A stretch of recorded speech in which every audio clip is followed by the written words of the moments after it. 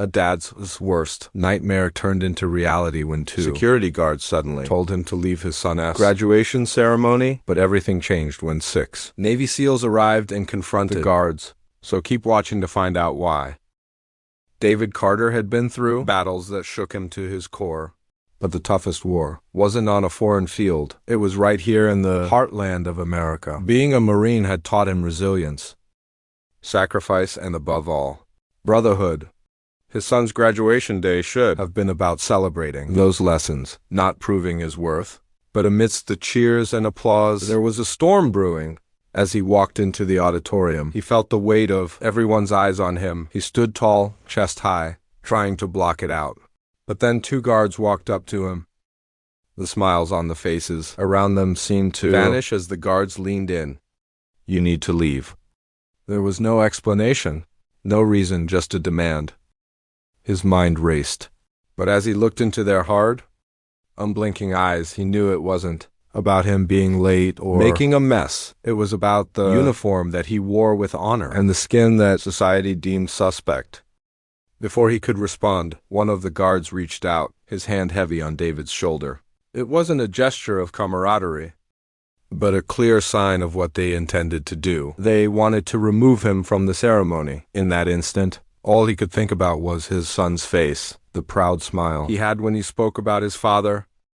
He could see his son in the crowd, searching for him, and he worried about the effect this scene might have on him. The whispers started, slithering through the crowd like venomous snakes. Some people pretended to be engrossed in their programs, while others leaned in, their faces betraying their morbid curiosity. David stood firm, refusing to let his son see him crumble.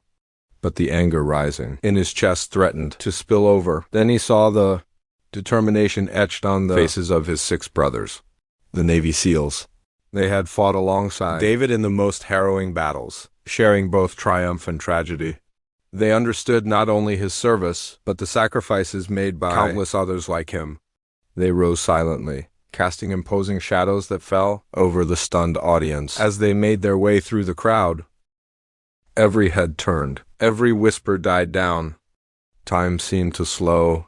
The only sound was the measured tread of their boots against the floor. When they came to a halt around David, forming a protective circle, their presence radiating quiet strength, the guards stiffened. For a moment, no one moved. No one spoke. The guards' confidence seemed to crack under the weight of those unwavering gazes. David felt a surge of gratitude and respect for these men who had answered a call without hesitation. One of the SEALs, noticing David's son's apprehensive gaze, met his eyes. It was a silent acknowledgement, a promise of support that resonated deeply. Finally, one of the guards spoke, his voice shaking slightly. We just need you to leave, sir." The word "sir" hung in the air, a hollow echo of respect. But the SEALs had moved closer now, their shadows engulfing the guards. "And why is that?" Security," he stammered, looking for support from his partner, but found only a mirror of his own fear. The lead SEAL stepped forward, his gaze boring into the guard. "Don't you think," he paused, looking at the rest of the audience, "this entire room deserves better?" As if awakened from a dream, the applause started slowly at first, then like a tidal wave, it crashed over the room, shaking its foundations. It was a sound of vindication, of unity, of sheer human pride. David felt tears stinging his eyes.